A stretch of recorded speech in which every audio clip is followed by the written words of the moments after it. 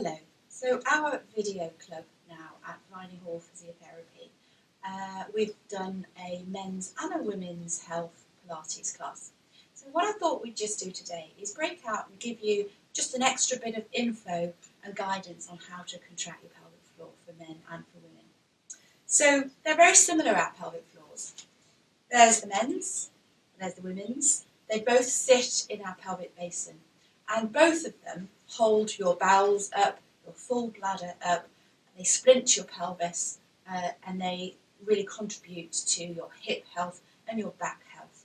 And that whole core, we've got our diaphragm at the top, we've got our pelvic floor at the bottom, we've got our normal core that you're used to recruiting in Pilates, and we've got our back muscles. So it's like a cylinder. So it's really important that you know how to use it for best function. So the pelvic floor also controls your bladder function. So that means how often you go, whether you're having to nip just in case every half an hour or whether you can wait for 3 hours, whether you're peeing half a cupful or whether, which is what we should be able to do, you're able to wait for between 2.5 and 200 mils and 300 mils before you need to go. Whether you're up in the night, whether you're desperate to jump from service to service on the motorway. And in men, it's also responsible for erectile dysfunction if you've got a weak pelvic floor. So we're going to talk about how to strengthen your pelvic floor. Just as an aside, this is not suitable if you have pain. If you have pain in that pelvic girdle area, if you have to bear down, push down to go to the toilet to start the flow, or if you have constipation. That's often more of a problem where your pelvic floor is tight and it needs to be taught how to relax and let go. So that's for another consultation with us at Viney Hall Physio. This is all about today strengthening your fast twitch and your slow twitch fibres. So there is a difference between us, apart from the obvious differences. If we just start with the men's pelvic floor, you've got your back passage here and you've got your urethra there, which is the link between your bladder and the outside. So it's a tube that controls the flow.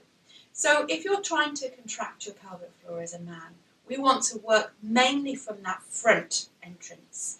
So it's handy to do it in standing, strip down, look in front of the mirror, and what you should be able to try and do is shorten your penis and raise your scrotum. That's how you contract your pelvic floor. It's also, imagine you're walking towards the waves in your swimming trunks, and it's that pulling up before the sea gets to your undershorts.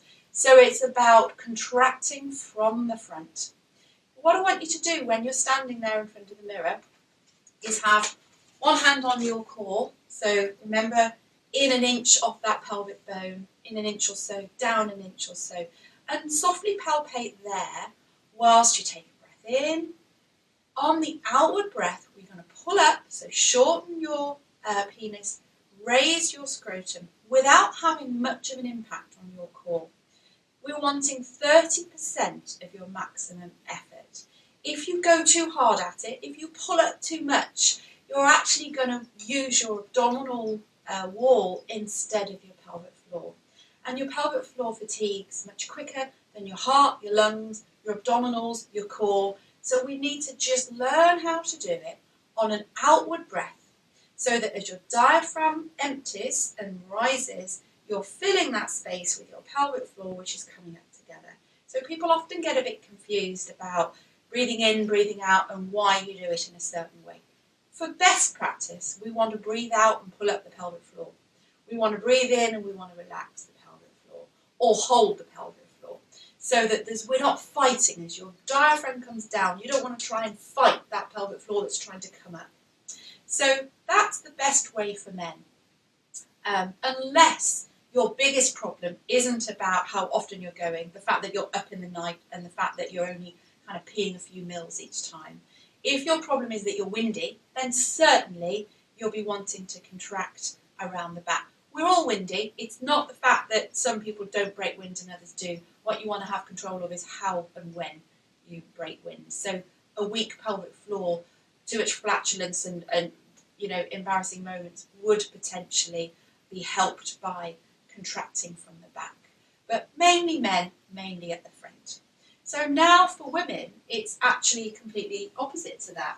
So women, we have 2 holes. So looking at the front again, you've got still the same urethra, which is just the tube between your bladder and the outside.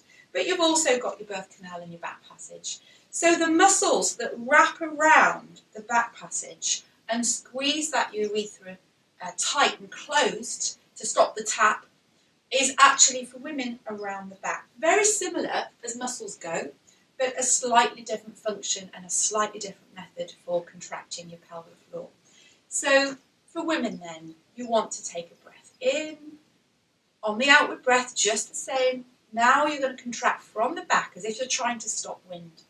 And you're going to bring that feeling forward, upwards and forward, towards your tummy button really, or your pubic bone just below it.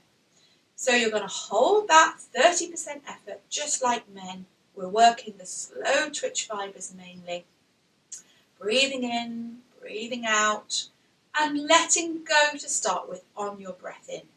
So as your diaphragm expands, as your lungs fill with air, you don't fight that tension, you let your pelvic floor go. So we breathe out, we pull up, whether we're men or women, we pull up, but just from a different place. We breathe in to hold, breathe out, breathe in to let go.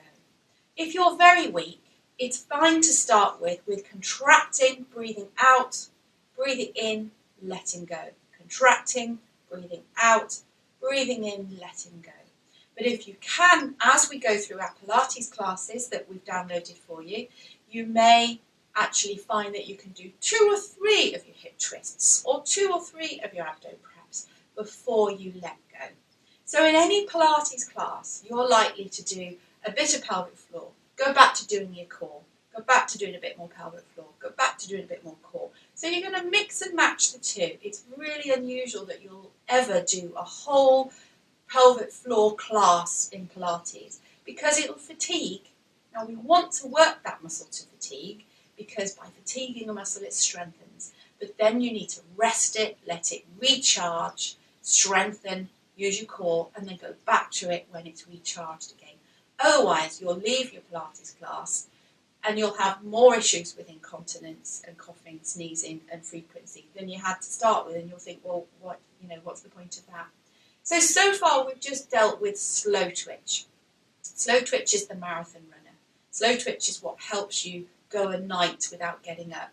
Slow twitch is what helps you go from one services to another without crossing your legs, or it's being able to drive home or get from the driveway to the toilet without having an accident.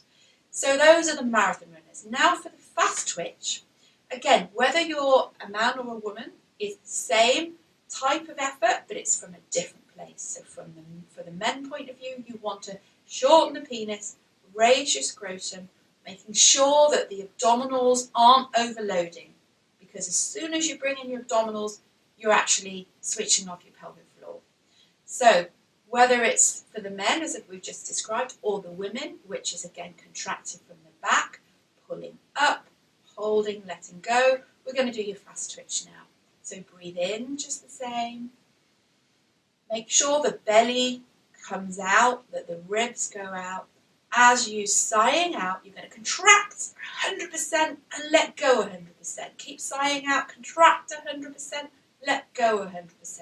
And it's really important as you do this, contract, let go, contract, let go, contract, let go, that you're really feeling the complete letting go, that you're not loading when you haven't quite let go, and that you're loading again and you haven't quite let go, because that's actually not useful for your pelvic floor strengthening. And that's part of sometimes when you've got too much tension in your pelvic floor, which can lead to pain and just as many issues of continence and frequency if that pelvic floor is on.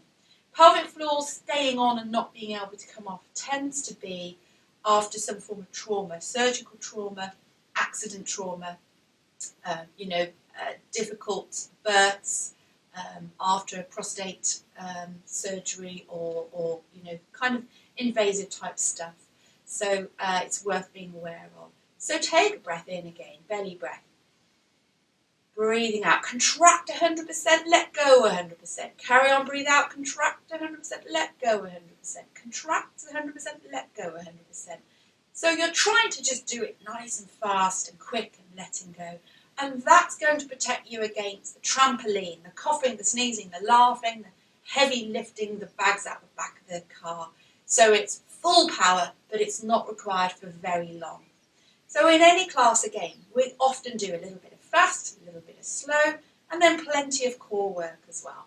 And just like any other Pilates class, any other muscle, it's sometimes easier to do it when you're lying down, when you're on your side, when you're on all fours, compared to when you've got all of gravity bearing down on you. So although I'm showing you in sitting, if you replay this video, have a little go at doing the same exercises, but just lie on your side and see if you find it easier to find those muscles. Or have a lie down on your tummy. It's very often easier to do it on your tummy than it is in sitting or standing. So hope that helps you enjoy your men's and women's health Pilates classes that little bit more. Just to reinforce, if it's pain that you're complaining of, don't feel that strengthening is an answer. Get in touch with us and we can give you, in this COVID time, we can give you lots of hints and help on what to do and how to start to overcoming that problem. So look forward to seeing you soon.